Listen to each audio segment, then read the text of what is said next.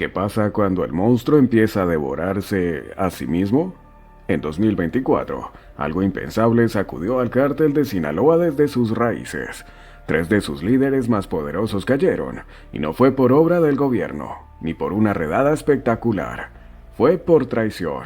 Una traición fría, calculada y ejecutada desde lo más alto de su propia estructura. ¿Te imaginas a los hijos del Chapo entregando a su propio aliado de toda la vida? ¿O a capos negociando con el enemigo para salvarse ellos y hundir a los demás? Esta historia va más allá de una simple captura. Es una guerra interna disfrazada de victoria militar. Quédate porque lo que estás por escuchar es la radiografía de un imperio podrido desde adentro, donde el verdadero poder ya no se pelea con balas, sino con traiciones. El Mayo Zambada, el mito que cayó. Durante más de medio siglo, Ismael Zambada García, conocido como El Mayo, fue la figura silenciosa pero decisiva del narcotráfico en México. Mientras otros líderes criminales aparecían en titulares y buscaban protagonismo, él prefería moverse en las sombras, manipulando las redes delictivas con frialdad calculada. Su experiencia y perfil bajo lo convirtieron en una especie de fantasma intocable, un estratega que supo mantenerse libre mientras sus socios y rivales caían uno tras otro. Pero el 25 de julio de 2024 marcó el fin de ese mito. En lo que pareció una reunión de rutina con viejos aliados en Culiacán, fue traicionado por los hijos del Chapo Guzmán. Lo obligaron a abordar una aeronave bajo amenaza, sin posibilidad de escape. Así, quien había escapado de la justicia por décadas, fue entregado sin oponer resistencia. Su detención no fue producto de la fuerza bruta ni de una operación militar compleja, sino de una traición cuidadosamente tejida por los suyos. Joaquín Guzmán López, el hijo que obedeció la orden del padre. Joaquín Guzmán López, uno de los herederos directos del infame Joaquín El Chapo Guzmán, asumió un rol que pocos esperaban. Aunque con un perfil menos notorio que sus hermanos Iván Archibaldo y Jesús Alfredo, fue él quien aceptó una tarea clave: cumplir con el encargo de su padre encarcelado en Estados Unidos y ejecutar una jugada maestra que cambiaría para siempre la estructura del cártel de Sinaloa. Siguiendo instrucciones que llegaron desde una celda en suelo estadounidense, Joaquín negoció con agencias del gobierno norteamericano. El objetivo era entregar a El Mayo Zambada, figura rival dentro del propio cártel, a cambio de posibles beneficios legales para él y para su hermano Ovidio, recientemente extraditado. El pacto fue sellado con sangre, aliados políticos eliminados, custodios silenciados y un despliegue armado para neutralizar al viejo capo. Luis Rivera Ochoa, el R8, el verdugo de los Chapitos. Luis Rivera Ochoa, conocido como el R8, representa un perfil diferente. No pertenecía a una dinastía criminal ni cargaba con el apellido de un narco histórico. Nació en una familia rural dedicada al cultivo de opio, y desde los niveles más bajos del crimen fue ascendido hasta convertirse en jefe de plaza del Triángulo Dorado, una de las zonas más violentas del país. Su ascenso fue vertiginoso, sostenido en actos de extrema brutalidad que lo hicieron respetado y temido.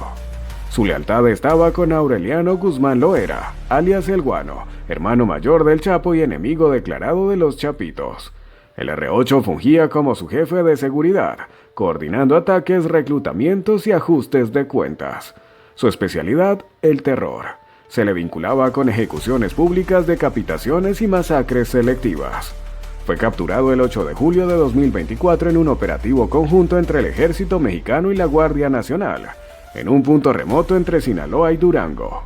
Aunque el objetivo principal era capturar a El Guano, la caída del R8 se interpretó como un triunfo estratégico para los Chapitos. Se dice que su ubicación fue filtrada y que la supuesta entrega voluntaria fue parte de un último acto de lealtad hacia su jefe. Lo cierto es que su ausencia eliminó un obstáculo clave para la consolidación del poder de sus rivales internos. Si te está gustando el video, no olvides dejar un me gusta. Eso nos ayuda muchísimo a seguir investigando estos temas. Una traición orquestada desde las entrañas. Lejos de ser producto del azar, estas capturas fueron parte de un meticuloso complot ejecutado desde lo más profundo del mismo cártel de Sinaloa. Las detenciones no respondieron a la típica narrativa de redadas militares exitosas, sino a un juego interno de traiciones, donde el poder se redefinió entre balas silenciosas y alianzas rotas. Los Chapitos, enfrentados desde hace años con figuras históricas como el Mayo y el Guano, encontraron en la colaboración con las autoridades estadounidenses una herramienta de supervivencia y expansión. No solo entregaron a sus enemigos, también eliminaron a políticos vinculados con ellos, manipularon rutas, interceptaron comunicaciones y usaron la fuerza de sus sicarios para facilitar las capturas sin derramar una gota de su propia sangre. Consecuencias inmediatas. Una nueva ola de terror. Las repercusiones de estas capturas no se limitaron a los tribunales o a las portadas de los periódicos. Las verdaderas consecuencias se vivieron en las calles, donde el vacío de poder dejó abierta la puerta a una guerra interna sin control. Desde mediados de 2024, se contabilizan más de 350 muertos o desaparecidos como resultado directo de esta nueva pugna. Escuelas cerradas, clases virtuales por seguridad, negocios abandonados y familias desplazadas. En múltiples regiones del norte del país el ambiente cotidiano se tiñó de miedo.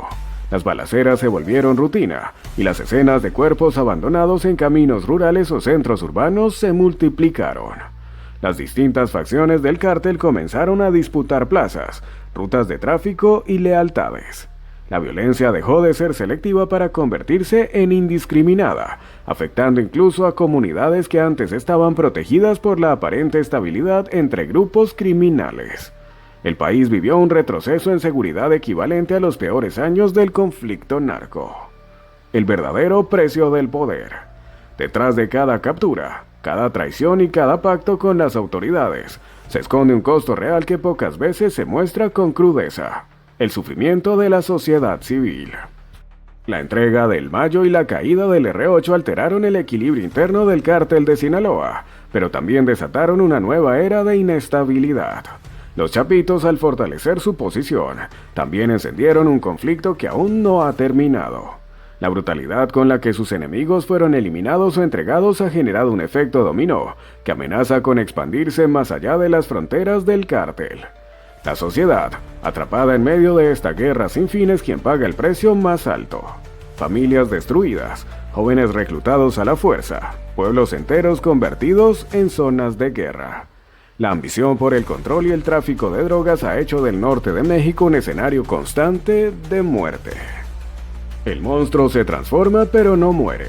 La captura de estos tres capos no significó el fin del cártel de Sinaloa. Como ha sucedido a lo largo de su historia, la organización criminal se adapta, se recompone y vuelve a operar. Es una figura flexible y descentralizada donde los líderes son reemplazables y la violencia se recicla. Con el Mayo fuera del tablero, el R8 en prisión y Joaquín Guzmán López colaborando con las autoridades, nuevos actores comienzan a emerger. Algunos heredan estructuras, otros reclutan lealtades, pero todos comparten el mismo objetivo: ocupar el trono vacío. Este proceso de regeneración es constante. Lo que para las autoridades es una victoria, para el cártel es una transición. Y así, el monstruo cambia de rostro, pero no desaparece. Porque en este juego, la muerte de uno es solo el inicio del ascenso de otro, y el ciclo se repite sin descanso.